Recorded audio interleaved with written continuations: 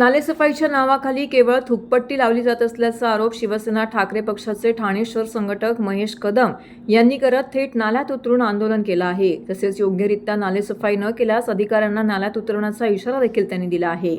ठाणे महानगरपालिका क्षेत्रामध्ये नालेसफाईला गेल्या काही दिवसांपूर्वी सुरुवात झालेली आहे। त्यापैकी काही नाले हे दुर्लक्षित केली जात असल्यामुळे शिवसेना उद्धव बाळासाहेब ठाकरे पक्षाचे ठाणे शहर संघटक महेश कदम यांनी आज थेट नाल्यात उतरून तीव्र आंदोलन केलं आहे। पावसाळ्यापूर्वी नालेसफाईच्या कामांना जोरदार सुरुवात झालेली आहे। अशातच ठाणे महानगरपालिका क्षेत्रातील नालेसफाईच्या कामांना वेग आला आहे। अनेक ठिकाणी नालेसफाईची कामं सुरू आहेत। काही ठिकाणी तर ठेकेदारांनी नालेसफाई पूर्ण झाल्याचा दावा देखील केलाय। असं असलं तरी चंदनवाडी परिसरात असलेला नाला हा योग्यरित्या साफ न केल्यामुळे शिवसेना ठाकरे पक्षाचे ठाणे शहर संघटक महेश कदम यांनी थेट नाल्यात उतरून अनोखं आंदोलन केलं आहे।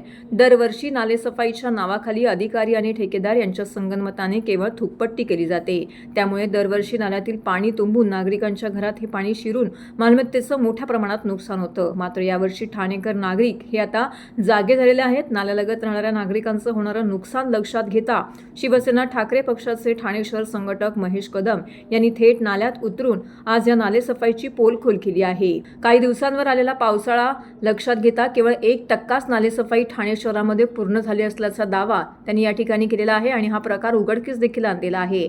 चंदनवाडी परिसरातील नाल्यांचे विदारक दृश्य दाखवत त्यांनी ही गंभीर बाब समोर आणत पालिका प्रशासनाचा तीव्र निषेध केला आहे आणि थेट नाल्यात उतरून या ठिकाणी नालेसफाईच्या भोंगळ कारभाराबाबत ताशेरे देखील उडले आहेत। दरवर्षी ठाणेकर झोपलेले असतात, या वर्षीपासून ठाणेकर जागलेले आहेत। आजपासून आमचा मुक्काम ठाण्यामध्ये नाल्यामध्ये असणार आहे।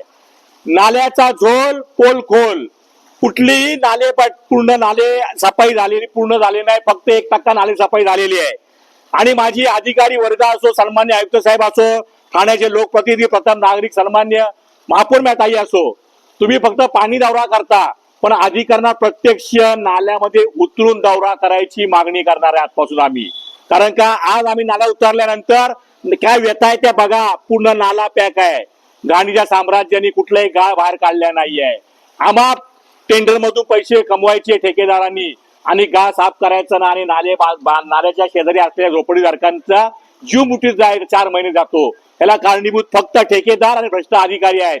आजपासून शिवसेना उद्धव बाळासाहेब ठाकरे पक्षातर्फे आमची मागणी असणार आहे, जो पण नाल्यात उतरून ठेकेदार असो किंवा तिकडचा अधिकारी असो, जोपर्यंत आम्हाला समाधानकारक उत्तर देत नाही तोपर्यंत महेश कदम शिवसेना उद्धव बाळासाहेब ठाकरे पक्षाचा महानगर संघटक म्हणून मी तुम्हाला शब्द देतो की मी नाल्यातना बाहेर येणार नाही। बघा, नाले सफाईमध्ये फक्त जेसीबीचा वापर न करता मॅन पॉवर कडनं पण वापर होणं गरजेचं असतं। कुठलीही माणसं न लावता आहे तरी थुकपट्टी लावून जेसीबी कडनं एवढा ढिगारा गायचा काढलेला आहे। 10 मे आलेली आहे, 5 दिवसा मान्सून यायची लक्षणं आहेत।